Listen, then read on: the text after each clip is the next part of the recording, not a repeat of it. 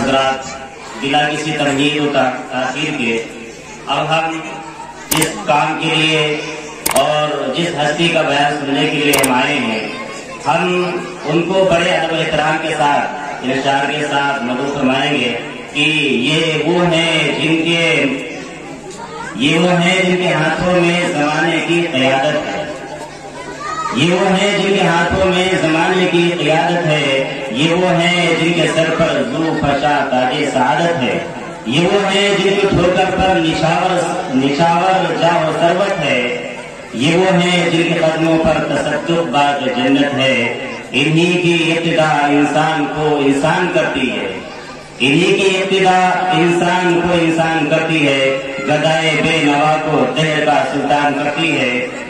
نواز شیخ الاسلام رہبر شریعت پیکر صدق و صفا استاد المکرم حضرت مولانا مفتی سید عمر عفان صاحب استاد حدیث اور ناظم تعلیمات جامعہ اسلامیہ جامع مسجد امروہہ سے بڑے ادب و احترام درخواست کرتے ہیں کہ حضرت والا آئیں اور بہت ہی اپنے قیمتی نصائح سے ہم سامعین کے دلوں کو محظوظ اور مجلہ کریں۔ الحمد لله كفى وسلام على عباده الذين اصطفى، أما بعد فأعوذ بالله من الشيطان الرجيم، بسم الله الرحمن الرحيم، وقال ربكم ادعوني أستجب لكم، صدق الله مولانا العلي العظيم۔ قابل احترام حضرات علماء کرام، محترم بزرگوں، بھائیوں، نوجوان ساتھیوں اور پردہ نشین ماؤں اور بہنوں، آج ہم سب کے لیے اللہ کی بارگاہ میں سجدہ شکر بجا لانے کا موقع ہے کہ اس نے اس مدرسے کی برکت سے دین کی نسبت پر کچھ دیر کے واسطے ہی صحیح جمع ہونے کی توفیق میسر فرمائی اور قرآن و حدیث کی روشنی میں قیمتی اور مفید باتیں سننے کا موقع مرحمت فرمائے۔ اللہ تعالی ہم سب کے اس مل بیٹھنے کو اپنی بارگاہ میں قبول فرمائے اور یہ مدرسہ جو آپ کی اس بستی کے اندر قائم ہے، اللہ تعالی اس کو ہر طرح کی ترقیات سے مالا مال فرمائے، شرور و فتن سے محفوظ فرمائے۔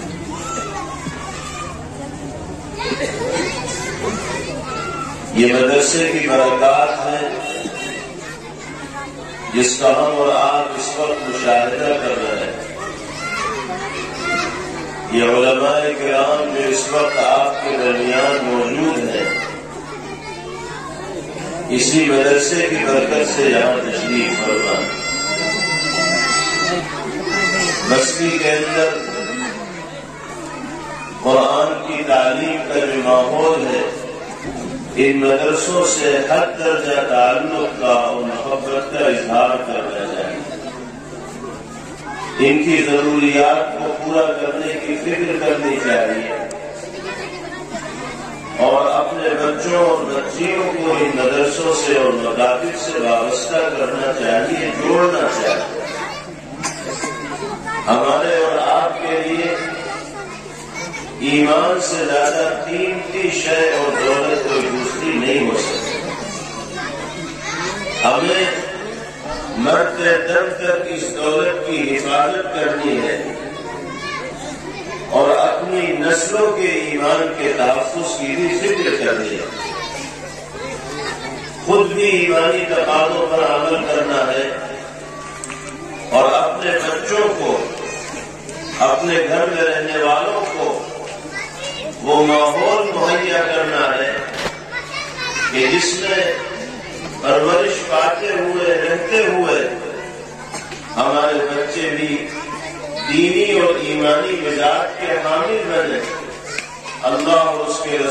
صلی اللہ علیہ وسلم کی اطاعت و فرمانبرداری کا جذبہ ان کے دل کے اندر پیدا ہو۔ اگر ہم اپنے بچوں کے لیے قرآن پاک کی تعلیم کا معقول نظم نہیں کریں گے اور اپنے بچوں کو دین کے بنیادی عقائد و مسائل سے واقف اور باخبر نہیں کرائیں گے تو وہ اپنی دینی اور ایمانی ذمہ داریوں کو نہیں سمجھ پائیں گے۔ ان کا نام تو اسلامی ہوگا، وہ اپنے کو مسلمان کہتے ضرور ہوں گے، لیکن مسلمان کو کیسا ہونا چاہیے، مسلمان کا عقیدہ کیا ہونا چاہیے، مسلمان کا عمل کیا ہونا چاہیے، مسلمان کا اخلاق کیسا ہونا چاہیے، مسلمان کا کردار کیسا ہونا چاہیے۔ جب ہم بچوں کو دین سکھائیں گے نہیں، قرآن پڑھائیں گے نہیں، پیغمبر علیہ الصلوۃ والسلام کی سیرت طیبہ سے واقف کرائیں گے نہیں، تو ہماری نسلوں کو، ہمارے بچوں کو معلوم کیسے ہوگا کہ مسلمان کیسا ہوتا ہے۔ اس لیے میرے بھائیوں بزرگوں، ہم سب کی یہ مشترکہ ذمہ داری ہے کہ ہم اپنے بچوں کی دینی تربیت کی فکر کرنے والے ہوں، اور یہ جو اسلامی مدارس اور دینی مکاتب اور قرآنی تعلیم کے حلقے ہماری بستیوں میں، گاؤں میں، دیہاتوں میں قائم ہیں، یہ سب سے بہتر ذریعہ ہے اپنے گھروں میں دینی ماحول کے عام کرنے کا اور بستی کے اندر دینی ماحول کو زندہ کرنے کا۔ کوئی بچہ بچی ایسا نہ رہے جو قرآن صحیح طور پر پڑھنا نہ جانتا ہو، نماز صحیح طور پر پڑھنا نہ جانتا ہو، اس کا عقیدہ صحیح نہ ہو اور وہ اچھے اعمال سے اپنی زندگی کو مزین و آراستہ کرنے کا جذبہ اور داعیہ اپنے دل کے اندر نہ رکھتا۔ اللہ تعالی ہم سب کو دین و ایمان کی عظمت اپنے دلوں میں راسخ کرنے کی توفیق عطا فرمائے اور ایمانی تقاضوں پر عمل باری تعالی ہم سب کے لیے آسان فرمائے۔ میرے بھائیوں بزرگوں، ہم سب اللہ کے بندے ہیں اور قدم قدم پر اس کی نصرت و مدد و تعاون کے محتاج ہیں۔ ہمارا مالک، ہمارا آقا، ہمارا خالق بالکل غنی ہے اور بے نیاز ہے، اس کو ہم میں سے کسی کی مدد کی اور تعاون کی کوئی ضرورت نہیں، اور دنیا میں بسنے والے ہر انسان کو اور ہر مخلوق کو قدم قدم پر اللہ کے کرم اور فضل کی ضرورت ہے۔ قرآن کریم میں ارشاد فرمایا گیا، یا ایھا الناس انتم الفقراء الی اللہ واللہ هو الغنی الحمید۔ اے انسانوں، تم سب کے سب اللہ کے محتاج ہو، اس کے در کے بھکاری ہو، اس کے فقیر ہو۔ وہ داتا ہے، داتاؤں کا داتا ہے، احکم الحاکمین ہے، سلطان السلاطین ہے، بادشاہوں کا بادشاہ ہے۔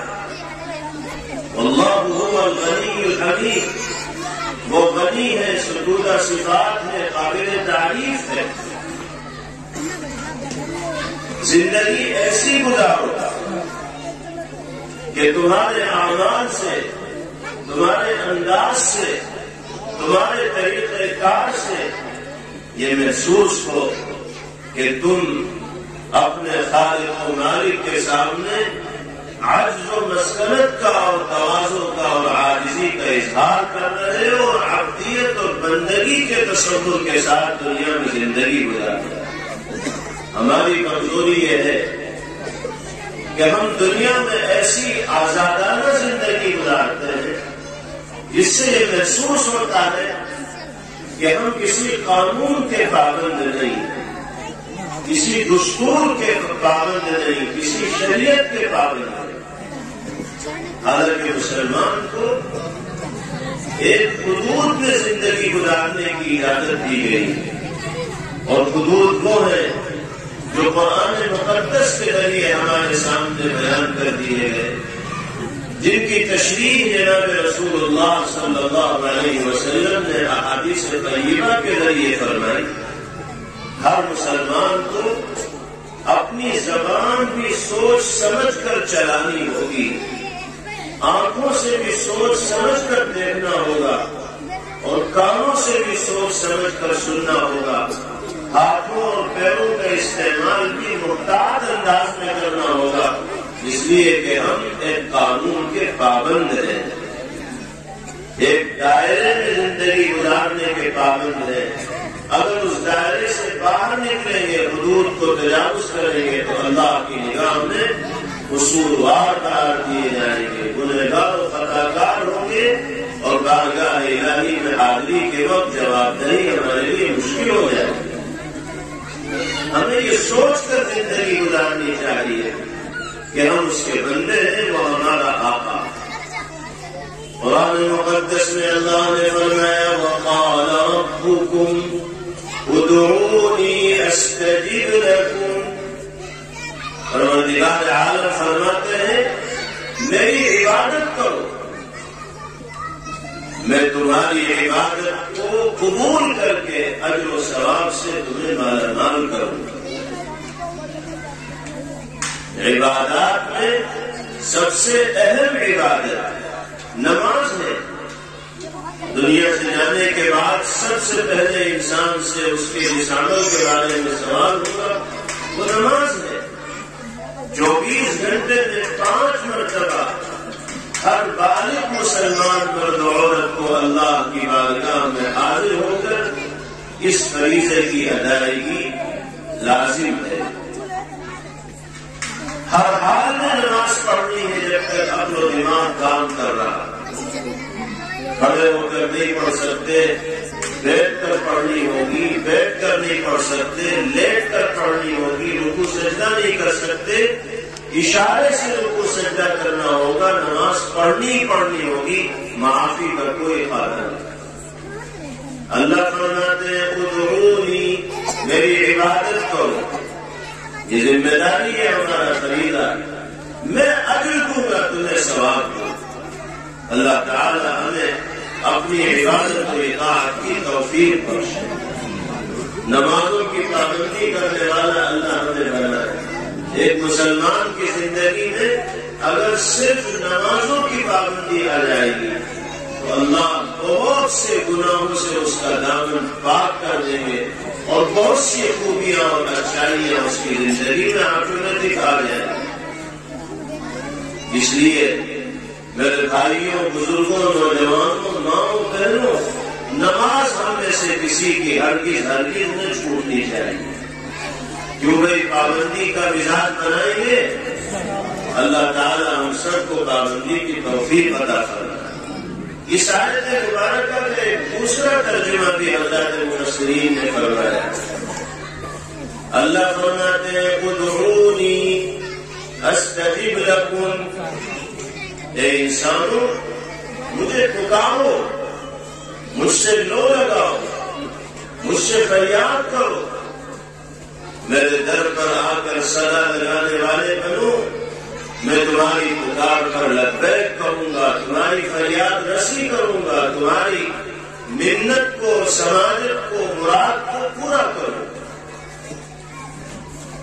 اللہ رب العزت والجلال کی ذات اس کائنات میں وہ واحد ذات ہے جو ماننے والوں کے ماننے سے اور سوال کرنے والوں کے سوال کرنے سے خوش ہوتی ہے۔ ورنہ آپ دنیا میں دیکھتے ہیں کہ آپ کسی بڑے سے بڑے مالدار سے اگر سوال کرنے جائیں گے، پہلی مرتبہ وہ آپ کی مدد کر دے گا، دوسری مرتبہ جائیں گے کر دے گا، تیسری مرتبہ جائیں گے کر دے گا، لیکن بار بار اگر ہم جائیں گے تو پھر وہ ہم سے ملنا ہی چھوڑ دے گا۔ ہمیں دیکھ کر اس کی پیشانی پر بل پڑنے لگے، وہ کنی کاٹنے لگے کہ یہ تو آ گیا ماننے کے۔ اور اللہ رب العزت والجلال کا طریقہ کار اور کیفیت یہ ہے کہ جو بار بار اس کے در پر سائل اور فقیر بن کر آتا ہے وہ اس کا اتنا ہی مقرب بنتا ہے. جتنا اللہ سے انسان دو لگائے گا، جتنا اس کے در پر آ کر آوازاری کرے گا، صدا لگائے گا، مانگے گا، اللہ اس کی جھولی کو اتنا ہی زیادہ بھرے. اس لیے ہمیں اللہ کی بارگاہ میں حاضر ہو کر دعاؤں کا اہتمام کرنا چاہیے. ایک تو ہم نمازیں نہیں پڑھتے، قرآن پاک کی تلاوت نہیں کرتے، نیکیوں کو انجام دینے کی کوشش نہیں کرتے، اور پھر دعا مانگنے کی بھی ہمیں توفیق نہیں ہوتی. دعا کے لیے بھی ہم دوسرے سے کہتے ہیں، کوئی پریشانی آ جاتی ہے تو امام صاحب کے چکر لگاتے ہیں کہ امام صاحب دعا کر دو، بیماری چل رہی ہے، دعا کر دو، کاروبار میں نقصان ہو رہا ہے. دعا بھی امام صاحب ہی کرے گا، ہمیں دعا کرنے کی بھی توفیق نہیں. انسان اپنے احوال سے خود جتنا واقف و باخبر ہوتا ہے، کوئی دوسرا کسی کے حال سے اتنا واقف و باخبر نہیں ہو سکتا. اپنے احوال کو پیش نظر رکھ کر جس درد کے ساتھ انسان خود اللہ سے فریاد کر سکتا ہے، کوئی دوسرا نہیں کر سکتا. ہمیں خود اپنے معاملات میں اللہ سے دعا کرنے کا مزاج بنانا چاہیے. اگر نماز ہم سے چھوٹ رہی ہے تو بھی اللہ کی بارگاہ میں حاضر ہو کر دعا کرو اور اللہ سے گزارش کرو کہ الہ العالمین میری طبیعت کو نماز کی طرف راغب فرما دیجیے. دل تو اسی کے قبضے قدرت ہے.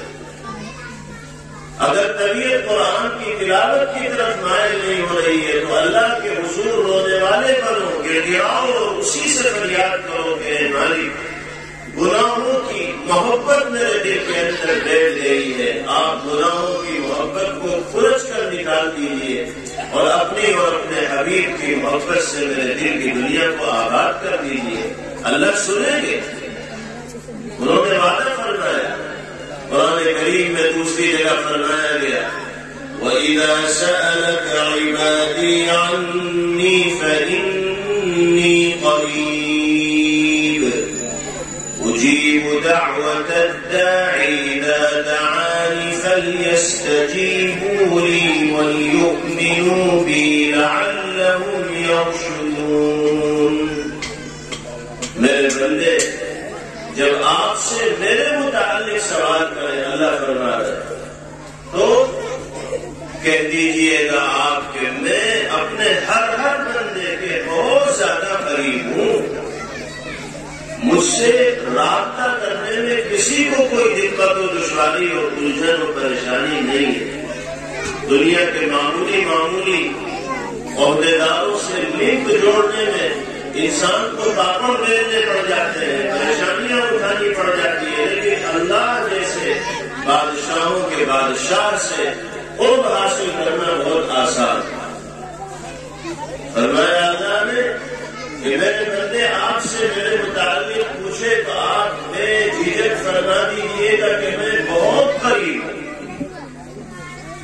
اور جب بھی کوئی پکارنے والا صدا لگاتا ہے، فریاد کرتا ہے تو میں اس کی پکار کو سنتا ہوں اور فریاد رسی کرتا ہوں،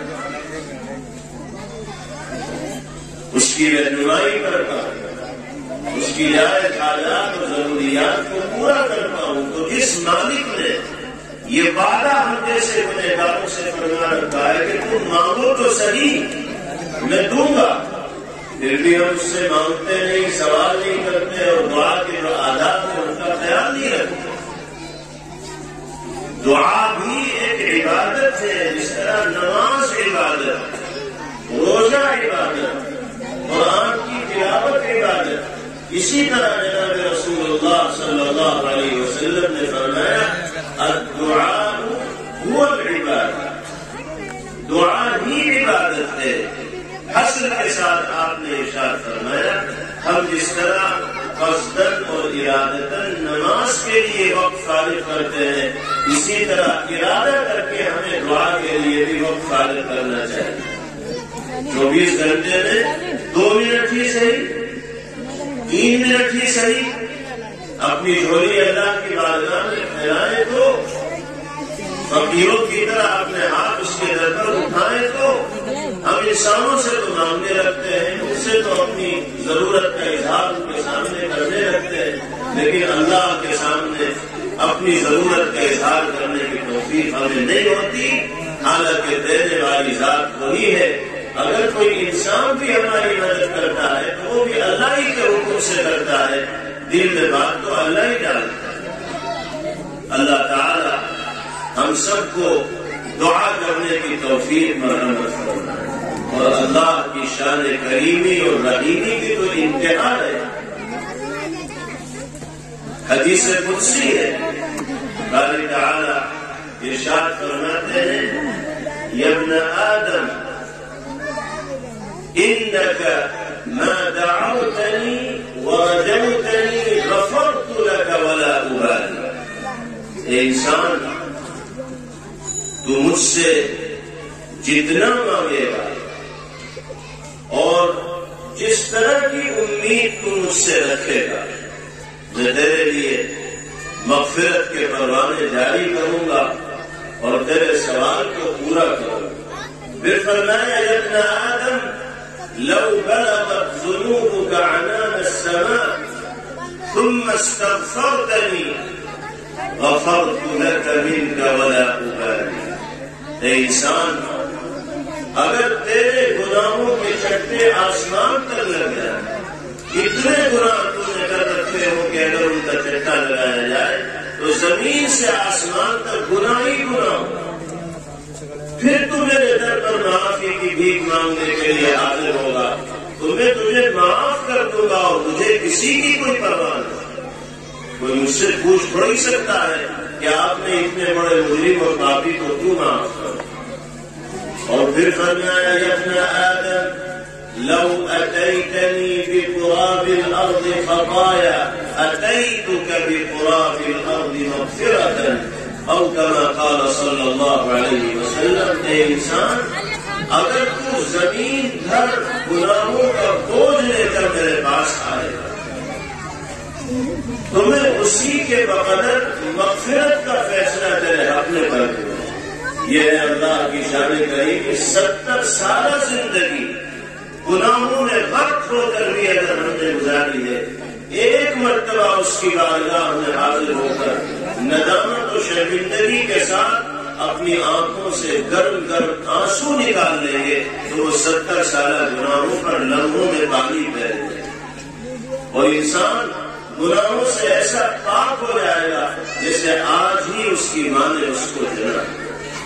التائب من الذنب کمن لا ذنب له، گناہوں سے توبہ کرنے والا ایسا ہے جیسے کبھی اس سے گناہ ہوئے ہی ہے۔ اللہ تعالی ہم سب کو اپنے گناہوں سے سچی توبہ کرنے کی توفیق نصیب فرمائے۔ جو زندگی ہماری باقی رہ گئی ہے، اللہ اس کو اپنی اطاعت و فرمانبرداری میں گزارنے کی توفیق نصیب فرمائے، اور اب تک کی زندگی میں جو خطائیں اور قصور ہم سے ہوئے ہیں باری تعالی اس کو درگزر اور معاف فرمائے۔ وآخر دعوانا ان الحمد لله رب العالمين۔ اللهم لك الحمد كله ولك الشكر كله، اللهم لا نحصي ثناء عليك أنت كما أثنيت على نفسك، سبحان الله وبحمده عدد خلقه ورضا نفسه وزنة عرشه ومداد كلماته۔ اللهم صل وسلم وبارك على سيدنا ونبينا ومولانا محمد وعلى آله وصحبه كما تحب وترضى عدد ما تحب وترضى۔ یا اللہ، محض اپنے فضل و کرم سے ہم سب کے گناہوں کو معاف فرما دے۔ اے اللہ، ہمیں دیندار و ایماندار بنا دیجیے، ہمیں نمازی، متقی اور پرہیزگار بنا دیجیے، شریعت و سنت پر عمل ہم سب کے لیے آسان فرما دیجیے۔ اے اللہ، ہمیں اپنے گھروں میں دینی ماحول پیدا کرنے کی توفیق مرحمت فرما دیجیے، ہمیں اپنے اور اپنی نسلوں کے ایمان کے تحفظ کی سچی فکر مرحمت فرما دیجیے۔ اے اللہ، ہمیں اپنے بچوں کے لیے قرآن اور دین کی معقول اور معیاری تعلیم کا نہ نظم کرنے کی توفیق عطا فرما دی۔ اے اللہ ہمیں مدارس و مکاتب سے جڑ کر زندگی گزارنے کی توفیق عطا فرما دی۔ ہماری بستی میں قائم اس مدرسے کو اور اس طرح کے دیگر مدارس اسلامیہ اور مکاتب دینیہ کو ہر طرح کی ترقیات سے مالا مال فرما دی۔ اس مدرسے کے منتظمین، اساتذہ، طلبہ، معاونین و محبین سب کو اپنی بارگاہ میں قبول فرما دی۔ اے اللہ اس بستی پر اور بستی کے رہنے والوں پر، مردوں اور عورتوں پر، جوانوں اور بچوں پر اپنی خصوصی رحمت کا سایہ نازل فرما دی۔ اے اللہ ہم میں سے ہر شخص کو ہر طرح کی مہلک اور موذی بیماریوں سے محفوظ فرما دی۔ ہمارے مرحومین کی مغفرت فرمائیے، ہم سب کی جائز ضروریات پوری فرما دیجیے، ہماری دعاؤں کو اپنے حبیب پاک صلی اللہ علیہ وسلم کے صدقے اور طفیل میں قبول فرما لیجیے۔ وصلی اللہ تعالی علی خیر خلقہ محمد وآلہ وصحبہ اجمعین برحمتک یا ارحم الراحمین والحمد للہ رب العالمین۔